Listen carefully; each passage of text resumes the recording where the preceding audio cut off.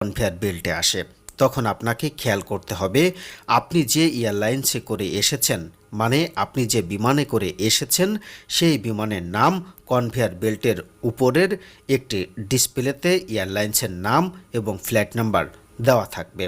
ফলে আপনাকে কনভেয়ার বেল্টে দেওয়া এয়ারলাইন্সের নাম ও ফ্লাইট নাম্বার মিলিয়ে সেই কনভেয়ার বেল্টের সামনে গিয়ে অপেক্ষা করতে হবে। এরপর সেখান থেকে আপনার মূল্যবান লাগেজটি সংগ্রহ করতে হবে আপনাকে।